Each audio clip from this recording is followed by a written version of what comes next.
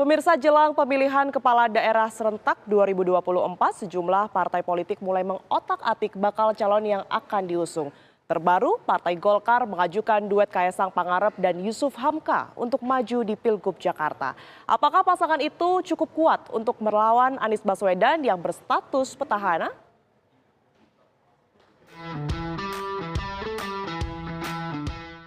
Partai Golkar siap memberikan tiket kepada putra bungsu Presiden Joko Widodo Kaesang Pangarep untuk ikut kontestasi di Pilkada Jakarta 2024. Tanya itu, Golkar pun menyiapkan Yusuf Hamka atau Babah Alun untuk menjadi pendamping Kaesang seandainya Ketua Umum PSI itu berminat maju di Pilgub Jakarta. Duet Kaesang dan Babah Alun memang opsi yang sedang ditawarkan Golkar. Golkar mengklaim pasangan itu mendapat respon positif dari hasil survei internal yang dilakukan partai.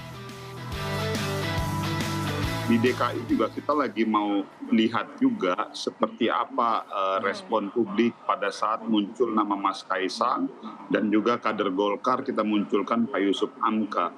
Jadi kalau ditanya kepada kami sampai detik hari ini kita masih melihatnya semua sangat dinamis. Pada saat wacana ini kita munculkan Mas Kaesang dengan Pak Yusuf Hamka atau dalam hal ini Pak Babah Alun, dalam beberapa respon ternyata positif gitu loh. Cuman kan kita belum bisa ambil kesimpulan secara utuh apakah respon positifnya ini dalam konteks positif apa, dari bagaimana partai-partai gitu. di dalam Kim atau positif gimana, Bang Maman? Respon dari beberapa basis jejaring dan ini baru makanya kita lagi mau lihat dulu dalam waktu kurang lebih 2 minggu ke depan karena kan sekarang kita lagi survei lagi nih Mas, yang kedua survei resmi Partai Golkar yang pertama sudah keluar lalu yang kedua juga lagi kita cek surveinya. Sebagai partai satu-satunya yang sudah mengajukan nama calon di Pilkada Jakarta, PKS menghormati keputusan Golkar. PKS menilai sah-sah saja bagi Golkar untuk mengajukan nama calon dari kader yang dianggap mumpuni. Kami melihat tes the water ya, tes pasar itu sah-sah saja. Cek ombak Saya cek ombak dan itu kami harus hormati ya. Bahwa setiap partai politik nanti akan dilihat dari surveinya. Tetapi sekali lagi bagi kami sangat memahami kalau setiap partai politik sebetulnya menginginkan kadernya untuk menjadi calon kepala daerah. Karena bagi kami memang di pilkada ini juga ada relaksasi. Sosok Yusuf Hamka atau akrab disapa Babah Alun belakangan menjadi sorotan sejak namanya dicalonkan oleh Partai Golkar untuk maju dalam kontestasi Pilkada Jakarta 2024. Yusuf Hamka diajukan sebagai calon wakil gubernur Jakarta mendampingi putra Presiden Joko Widodo, Kaesang Pangarep. Kami akan ajak Anda pemirsa berbincang langsung dengan Yusuf Hamka untuk mengetahui seperti apa proses politik sehingga namanya masuk dalam bursa Pilgub Jakarta. Sudah bergabung saat ini bersama kami. Selamat sore Pak Yusuf, apa kabar? Baik, alhamdulillah sehat Mbak. Sehat, ya kita ketahui sebelumnya ini nama seorang Yusuf Hamka tidak pernah masuk dalam radar masyarakat ataupun juga bursa Pilgub Jakarta begitu ya. Tapi tiba-tiba nama Anda kemarin disodorkan oleh Partai Golkar. Nah ini seperti apa ceritanya? Awal mula nama Pak Yusuf bisa masuk dalam bursa Pilgub Jakarta?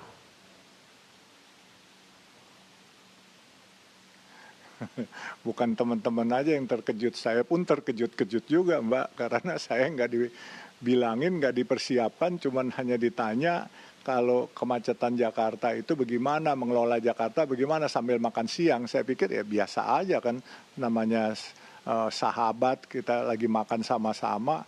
Tapi saya nggak tahu rupanya di balik itu menjadi penilaian tersendiri sehingga ya itu saya sampai begitu kembali ke kantor jam 12 kami makan siang, jam 1 saya pulang sampai di kantor 1:30, mendadak kami ditelepon ajudan suruh kembali lagi ke DPP Golkar. Nah itulah yang seperti yang saya ceritakan yang sama. Nah itu diumumkan di situ, saya pun terkaget-kaget. Cuman ya kalau ini merupakan perintah amanah ya saya bilang Pak Ketua saya ini nggak punya logistik buat bagi-bagi kepada rakyat untuk demi pilkada karena saya nggak mungkin bisa memberikan itu karena saya nggak biasa nyuap karena saya juga nggak mau disuap gitu. Terus Pak Ketua malah bilang Justru itu yang kita mau katanya, kata Pak Erlangga. Ya udah, dia bilang kamu jalankan ini semua amanah katanya, perintah. Nah, saya belum mendapatkan surat tugas hari itu, langsung dideklarasikan itu mendadak dan rencananya tanggal 18 hari Kamis besok baru dikasih surat tugas ya besok tanggal 18 hari Kamis sore, kira-kira jam 3 jam 4 lagi seperti yang kemarin. Jadi ada surat penugasan secara pasti kepada saya. Saya bilang, waduh, ini bagaimana? Terus ketua umum bilang, ini yang ngantri mau minta tiket ini banyak, tapi kamu yang dipilih. Terus saya bilang, ya Pak, kenapa saya gitu? Ya, terus teman-teman bilang, udah rezeki anak soleh terima aja. Ya udah, bismillah aja kalau udah begitu. Itu kan sebelumnya tadi disebut bahwa yang kemudian diberikan informasinya ini adalah bentuk perintah Pak Yusuf dari Ketua Partai Golkar begitu. Nah, sebelumnya tuh pasti sudah ada bahasan. Apakah kemudian ini alasan dengan mengajukan nama Pak Yusuf ini diberitahukan pada saat itu, apa yang kemudian ini menjadi alasan Golkar mengajukan nama seorang Yusuf Hamka menjadi wakil dari Kaisang Pangarep? Saya nggak ngerti, pasti alasannya itu subjektif dan cuman ketua umum dan pimpinan pengurus DPP Golkar yang tahu. Saya sendiri bajunya aja kemarin itu baru minjem baju kuningnya, minjem dari ajudan itu. Makanya saya lihat aja baju saya tangannya gombrong itu, kayak kegedean itu. Ya kan? Baik. Tapi setelah diketahui ternyata dipasangkan dengan Kaisang Pangarep, respon dari Anda pada saat itu seperti apa Pak Yusuf? Wah, saya kaget juga. Itu suatu kehormatan buat saya karena itu kan Mas Kaisang dia ketua umum partai politik, sedangkan saya kan nobody gitu.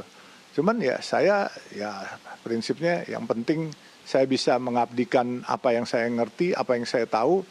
Ya tuturi handayani lah gitu, pokoknya yang muda biarkan maju, kita yang sepuh ya kita ngemong, kita mendorong yang muda-muda untuk lebih maju ke depan sehingga bisa tercapai 2045 Indonesia emas yang kita cita-citakan. Tapi mengingat pengalaman Anda kan lebih banyak begitu ya, lebih panjang dibandingkan Mas Kaisang. Apakah pernah mungkin terfikir atau bahkan pernah menjadi pembicaraan mengapa kalaupun disodorkan namanya tidak menjadi DKI 1 saja begitu? Kenapa harus menjadi wakil dari Gubernur DKI Jakarta?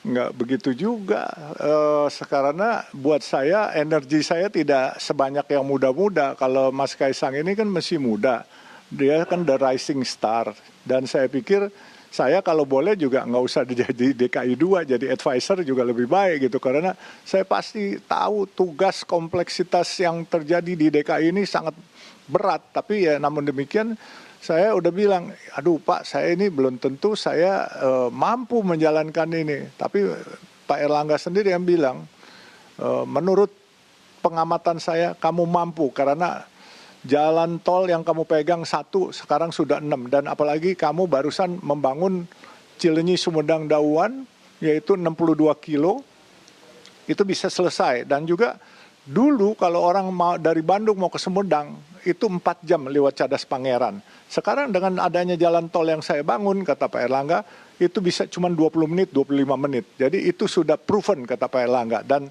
saya kadangkala memang sama Pak Erlangga itu saya susah membantah. Karena Pak Erlangga itu menurut saya, dia punya sixth sense. Dia ada indera ke-6. Dan selalu apa yang dia katakan itu selalu pada saatnya kejadian. Jadi dia ini ya maksudnya bukan hanya leadership-nya aja strong, tetapi dia bilang langit sudah mengatur kamu di situ kodratnya. Jadi kamu harus terima ini. Ya udah saya nerima aja pokoknya, yang penting untuk kemaslahatan umat. Yang penting saya bisa membantu Mas Kaisang kalau memang benar nanti Mas Kaisang di Jakarta, saya minta bagi tugas saya yang kerja ke bawah, saya turun ke bawah, saya turba, saya menyapa rakyat, melihat kehidupan rakyat terutama yang di pulau-pulau terpencil yang tidak terjangkau selama ini. Itu paling tugas saya seperti itu aja.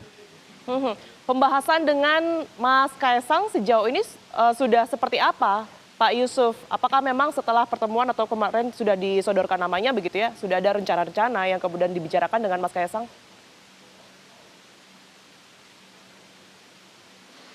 Belum ada. bertemu aja pada tanggal 11 Juli itu jam 5, selesai jam setengah 7. Jadi cuma 1,5 jam aja. Selanjutnya nggak ada pembahasan apa-apa. Saya juga belum mengerti apakah Mas Kaisang setuju maju di Jakarta atau di tempat lain. Tetapi namun demikian yang pasti tadi waktu makan siang saya dipanggil bahwa dikatakan tanggal 18 sore ke DPP Golkar. Ngapain Pak? Saya bilang. Dapat surat penugasan. Oh ini jadi nih Pak, saya bilang. Saya pikir tadinya nggak jadi gitu. Ternyata dapat surat penugasan berarti jadi. Wah saya bilang ya sudahlah. Saya bilang bismillah aja kalau memang harus jadi ya kita kerja yang baik aja lah buat rakyat gitu. Baik, Pak Yusuf, kalaupun tadi sebelumnya yang sudah pernah disinggung adalah mengenai memecah kemacetan Jakarta, membangun infrastruktur, tapi sebenarnya kalau dari Anda sendiri, program apa sih yang akan ditawarkan ke masyarakat jika nanti seandainya maju resmi sebagai calon wakil gubernur mendampingi Mas Kaisang? Sebenarnya saya nggak suka berandai-andai nih Mbak, tapi ya boleh bilang ya saya ingin memperbaiki apa yang sudah diletakkan dasarnya oleh pendahulu-pendahulu sebelumnya, yaitu misalnya dari Pak Setioso ada busway, terus dari Pak Jokowi sudah ada MRT, LRT, terus Pak Anies juga sudah meletakkan dasar-dasar yang bagus, Pak Ahok semua. Ya kita tinggal sempurnakan saja. Jadi kemacetan-kemacetan ini kan tinggal bagaimana kita berani mengeksekusi program yang sangat drastis menurut saya. Jangan program yang pelan-pelan. Semua itu harus drastis karena jabatan cuma 5 tahun. Paling lama 10 tahun. Dan ini harus bisa selesai. Jadi saya tidak melihat bahwa yang muda tentunya harus yang mimpin atau yang tua. Nggak usah begitu. Dulu kan orang bilang, Jakarta, tata kota, ahli tata kota harus yang mimpin. Buktinya, tukang kayu buktinya bisa mengeksekusi program, yaitu Pak Jokowi. LRT, MRT jadi semuanya. Jalan tol jadi, bendungan jadi semuanya. Jadi kita nggak bisa melihat orang dari segi pendidikan atau dari segi usia. Jadi ya pokoknya menurut saya nanti kalaupun jadi, saya akan lebih bisa lebih mau memperbaiki dari segi kemacetan, segi banjir, segi masalah sampah, dan juga terutama yang kita akan perbaiki adalah kesehatan masyarakat. Nah, kesehatan masyarakat bukan hanya BPJS, tetapi kita akan gunakan APBD itu untuk membangun rumah sakit sebanyak-banyaknya, membangun sekolah sebanyak-banyaknya, supaya rakyat bisa sekolah, bisa kalau sakit bisa ke rumah sakit dilayani dengan baik. Sekarang kita tahu walaupun ada BPJS, tetapi kesian saudara-saudara kita begitu ke BPJS kadang-kala ngantrinya 4-5 jam. Ya kan, orang keburu meninggal kalau nunggu begitu. Jadi makanya diperbanyak rumah sakitnya, diperbanyak sekolahnya, diberi subsidi sekolahnya supaya memberikan pendidikan yang baik. Kalau warganya mendapatkan pendidikan yang baik, badannya sehat, pasti tidak akan membebankan daerah. Dia akan bisa mencari kerja, baik dia menjadi PMI di luar atau menjadi profesional di luar ataupun di dalam negeri. Masih banyak kok pos-pos yang bisa ditempati oleh anak-anak bangsa ini. Baik, terima kasih atas waktu dan juga penjelasan yang Anda berikan Pak Yusuf Hamka. Kita harapkan yang terbaik ke depannya, sehat selalu.